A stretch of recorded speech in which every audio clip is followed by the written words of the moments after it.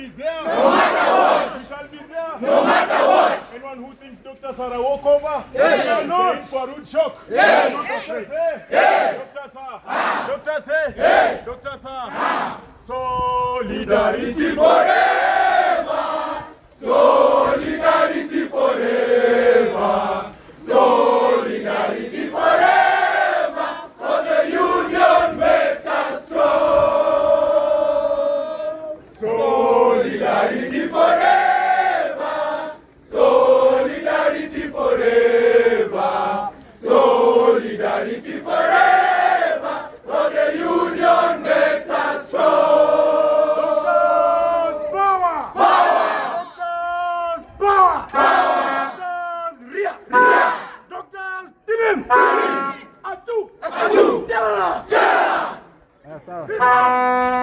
Giving the police 24 hours. We are giving the Ministry of Health 24 hours to apologize whatever they do to our leader. Or else they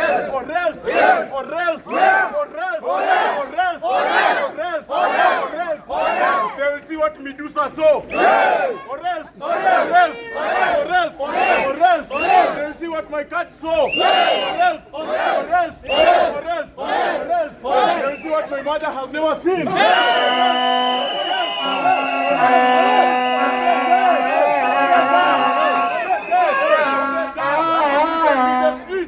From Monday to Monday, from Monday to Monday, we fight for ourselves. No one will tell us anything.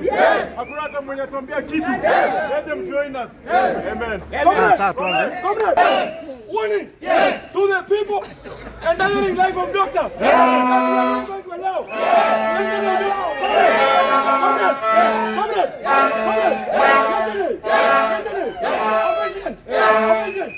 Tutaenda atenga kanisa.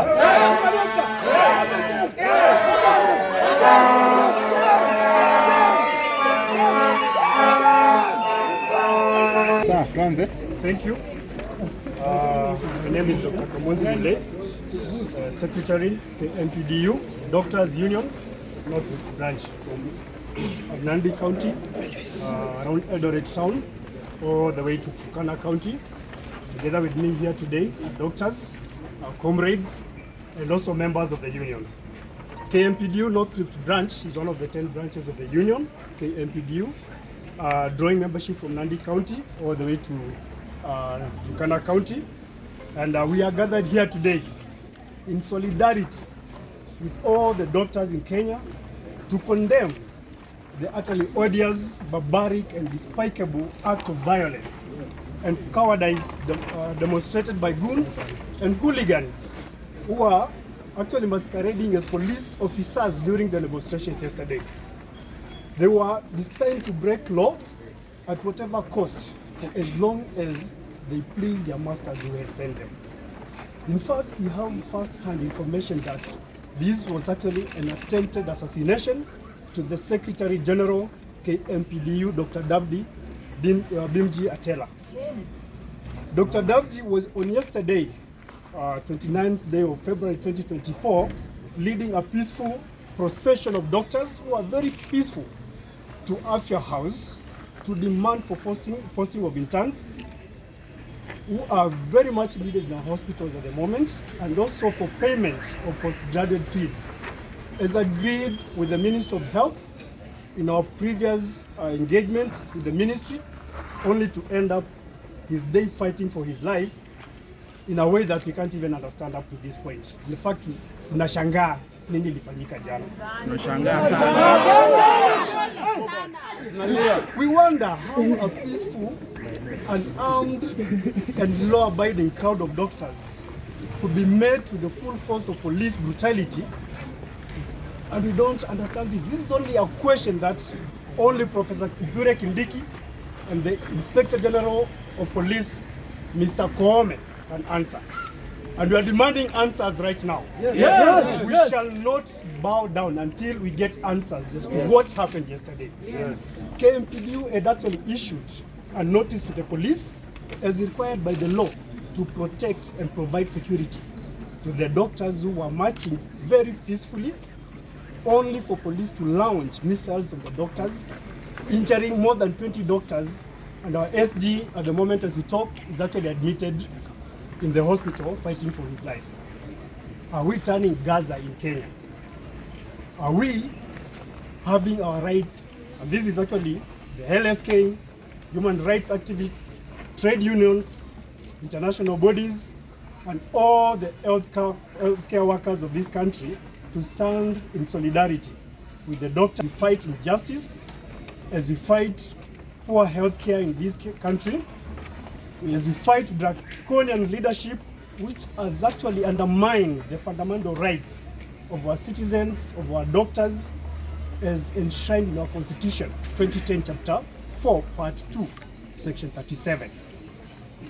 We know very well that a threat to one of us is actually a threat to all of us. Yes. So from today, we have said that as doctors of this country, we shall fight till the bitter end, until justice is actually served to all the doctors in this country. As per the Newton's law of motion, third law, we shall not be cowed. We shall not yield to any form of intimidation whatsoever. And we shall stay put and relentlessly fight to fix the public healthcare sector in this country, which is actually suffering from poor services, inadequate healthcare workers, and the interns are actually at home after being trained for 6 years. Is it mtu anakaa nyumbani while our patients are actually suffering in the hospitals? We shall not allow that. Na tumesema hatutakubali. They have crossed the Rubicon River, and now war drums have been sounded, and as doctors we are ready. The blood of our innocent Secretary General can actually not be shed in vain. We are going to launch weekly demonstrations, very peaceful, like yesterday's demonstration, just like as we done today, until those issues are actually sorted out and we have justice, and those culpable are actually apprehended and justice given to all of us.